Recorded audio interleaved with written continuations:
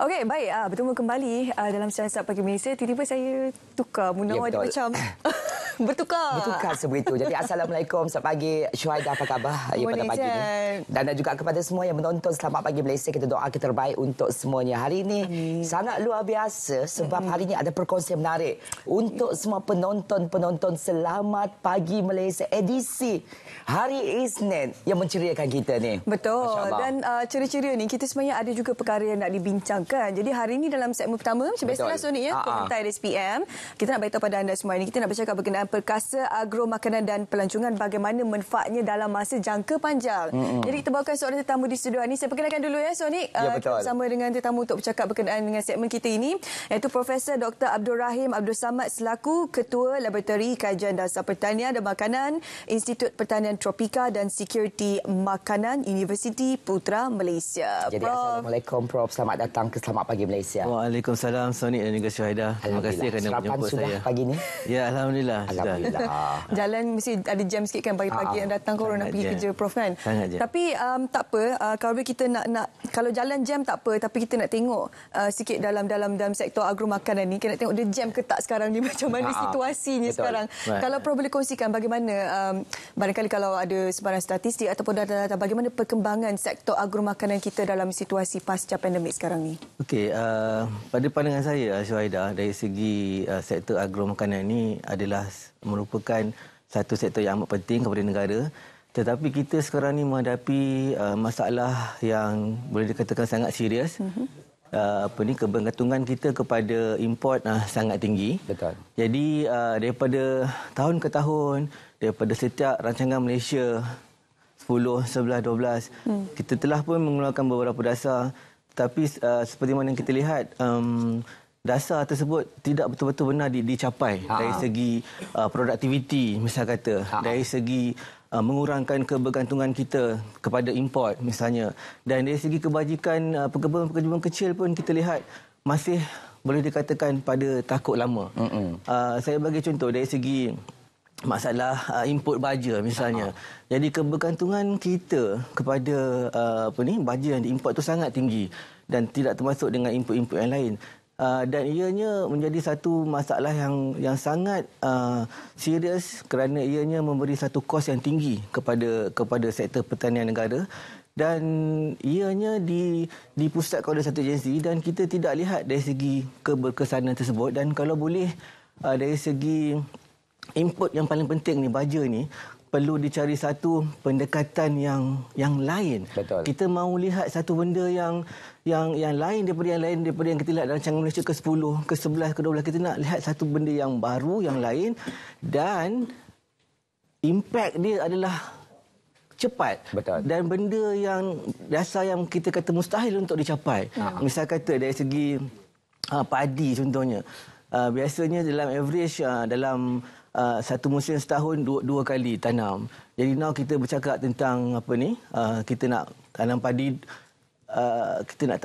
dalam lima kali dalam masa 2 tahun. Jadi 2. Itu memang boleh dicapai atau apa? Itu sebenarnya untuk maklumat Syuhaidah dan juga Sonic. Pada tahun 2015 sudah ada kajian rintis tentang penanaman padi 5 kali setahun, yang mana kalau ikutkan average kena 4 kali saja dalam masa 5 tahun, tapi yang ini kita nak 5 kali. So dalam 2.5 kalilah setahun.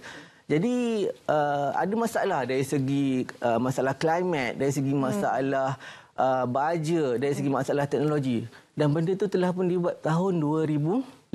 Sekarang tahun berapa? 2023. Dan now di bawah Kementerian Pertanian dan juga Keterjaminan Makanan, kita berbincang lagi sekali untuk nak mencapai 5 kali tanaman padi dalam masa 2 tahun. Jadi perkara tersebut sepatutnya kita dah cakap bukannya 5 kali, mungkin 3 kali setahun, jadi 6 kali tanaman dalam masa 2 tahun. Jadi kita perlukan satu pendekatan yang mustahil, saya katakan yang mustahil, tapi sekurang-kurangnya yang mustahil itu kalau kita tak capai pun, jadi kita capai juga sebenarnya apa yang kita target. Kalau tidak, daripada tahun 15, dari tahun 2015 kajian ini tidak disanakan, tapi sehingga sekarang 2023 kita masih bercakap benda yang sama.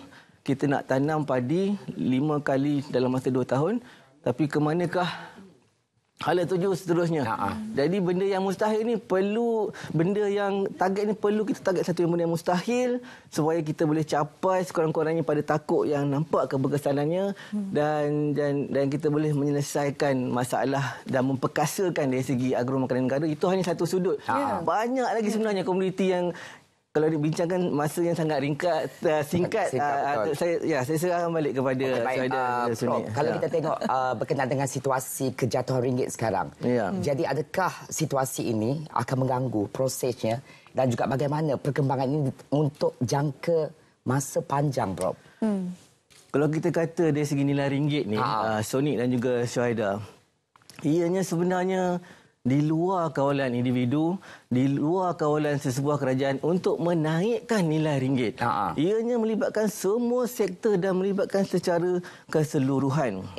Jadi berapa lama Perdana Menteri kita yang ada sekarang ni? Berapa lama? Kita mula daripada November kan? Silap saya. Betul. Dan lebih kurang dalam 7 bulan.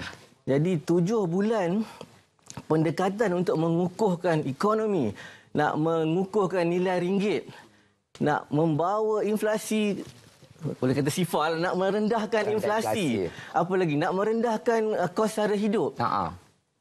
Bukan mudah. Kita dah bercakap benda ni daripada lama lagi dah. Dan kita terpaksa menerima hakikat yang mana daripada tahun 2018. Berapa Perdana Menteri yang kita ada?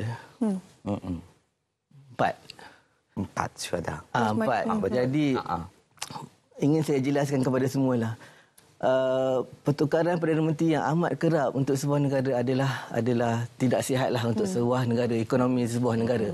Jadi untuk merancangkan suatu agenda mengukuhkan nilai ringgit, mengukuhkan ekonomi negara, ianya bukan mudah, ianya melibatkan semua pihak dan dasar-dasar pun kalau kita ikutkan dasar yang lama, keberkesanannya tidak kelihatan begitu pantas. Tapi saya rasa inisiatif yang telah pun diberikan oleh kerajaan sekarang pastinya sangat banyak membantu kenaikan ekonomi kita.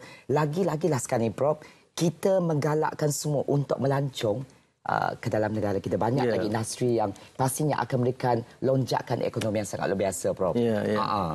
Tapi pada saya yang saya katakan tadilah, untuk kita mencapai satu nilai ringgit yang kukuh, untuk kita mencapai satu tahap ekonomi yang kukuh, termasuk juga untuk promot satu penduduk Malaysia untuk kontribut kepada sektor pelancongan tempatan, kita mesti ada satu lonjakan paradigma, satu lonjakan polisi dan juga pendekatan yang lain daripada yang lain. Daripada PM dulu, PM sekarang, hinggalah yang 4 kali tukar daripada 18. Kita sekarang ini PMX kita kata kan. Kita perlu satu pendekatan yang lain daripada yang lain, dan pendekatan tersebut kalau kita nak membuat satu perubahan, ianya sebenarnya menyakitkan. Ada certain individu akan terasa, ada certain agensi akan terasa, ada certain tidak dikata perniagaan yang konglomerat yang besar akan terasa. Tapi satu lonjakan perubahan diperlukan supaya, dan juga dia punya impact tu mesti cepat. Jadi kalau ada perubahan, okey, kita tingkatkan OPR kan. Jadi isu sekarang ni orang marah apa semua kan. Kos tak turun juga, nilai ringgit tak kukuh juga, inflasi tak turun juga. Jadi benda macam ni kita perlu satu pendekatan yang berbeza, yang drastik, yang saya katakan tadi mustahil, dan impact dia kena cepat sekarang ni. Rakyat nak tengok, pelabur-pelabur nak tengok, okey, kesan yang cepat supaya okey, betul ini tindakan dia dalam era PMX ni, okey, ini dia pendekatannya, dan ini dia juga impact yang kita lihat dalam masa yang dekat, yang cepat, dan barulah keyakinan pelabur, barulah pertumbuhan ekonomi dapat dicapai.